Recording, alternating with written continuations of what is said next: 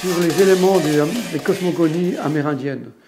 Donc on a vu le ciel, le feu, l'eau, la terre, la pierre, le bois, le vent, les nuages, les symboles, le cercle, les couleurs. L'adobe, c'est la maison, les rituels, les fétiches, l'inconscient, l'esprit, les rêves, les symboles, les concepts, la beauté, le sacré, l'éternité, le monde, l'infini, la cosmogonie, le soleil, la lune, le cosmos, les étoiles. Et donc, j'ai fait ces travaux-là à New York juste après le 11 septembre, où j'étais vraiment, comme tout le monde, on a été complètement effondré. Ça m'a pris peut-être 3 ou 4 mois, ou 6 mois, je ne sais plus, avant de pouvoir retravailler, parce que c'était tellement violent. Et j'ai repris quelque chose sur une œuvre qui s'appelle Beauty is Energy. La beauté est une énergie. Et j'ai pris donc ces énergies chez les Amérindiens.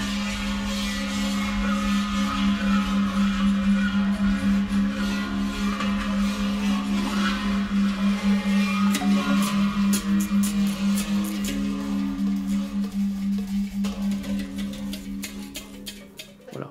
Et au Moyen-Âge, il y a une dame qui s'appelait Hildegard von Bingen, du 12e 1230, qui était une grande, une nonne, une chamane, qui faisait de la plante, s'occupait des plantes et de la cosmogonie. On voit comment elle décrit le monde, et elle ne pensait pas que la Terre était plate. Vous voyez bien que la Terre est ronde ici.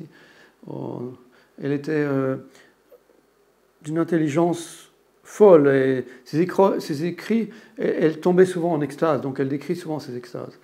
Et j'ai réutilisé un de ses dessins, pas celui-ci, dans une œuvre suivante. Voilà. Elle avait fait une spirale comme ça et je l'ai utilisée dans un de mes visuels ici. Voilà.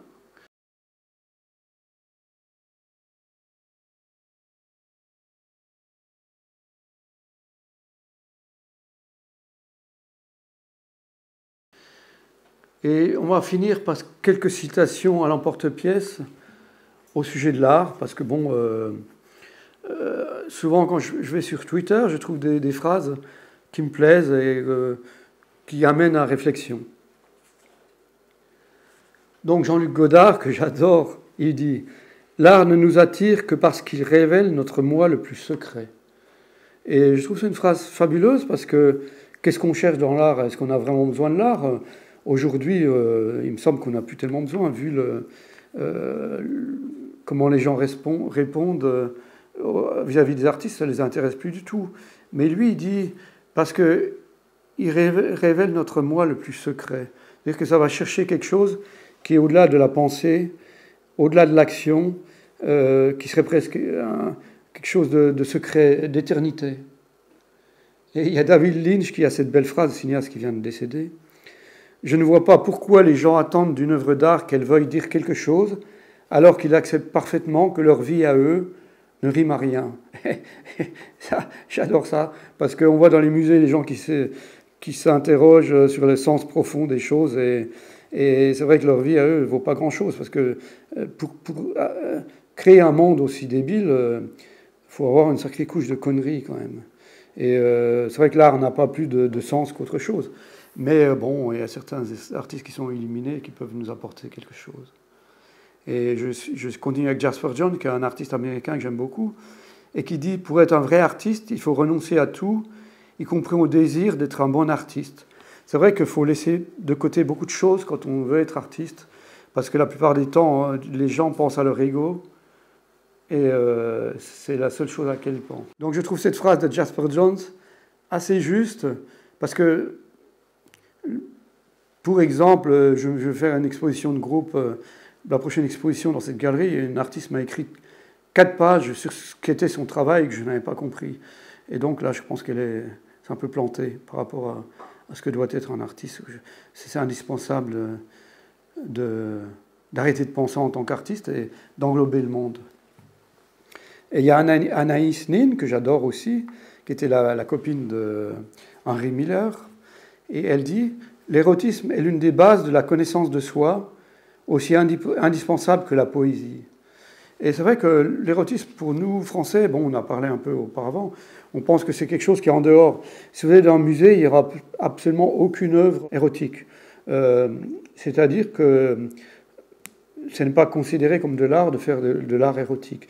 Ou alors, il y aura dans une ville un musée de l'art érotique. Ce qui est mettre à part de la vie tout l'érotisme. C'est complètement débile parce qu'on se coupe comme elle le dit, on se coupe de la poésie, on se coupe du monde, on se coupe de la vie. Et c'est la raison pour laquelle j'utilise autant d'érotisme dans mon travail. Et j'aime beaucoup cette phrase de James Joyce. La question suprême à propos d'une œuvre d'art est de savoir de quelle profondeur de vie elle jaillit. La profondeur de vie, qu'est-ce que c'est la profondeur de vie? C'est-à-dire que c'est la connaissance de soi, des autres, de l'histoire et des civilisations. On ne peut pas avoir de profondeur de vie si on ne s'intéresse qu'à son propre, qu'à la gastronomie française ou aux bouteilles de vin. C'est pas possible. Je pense qu'il faut ouvrir sa profondeur de vie et aller voir ailleurs ce qui se passe. Et je finirai cette conférence par une petite phrase de Simone Weil, encore une fois. Je recommande à tous de lire ce petit livre, La pesanteur et la grâce.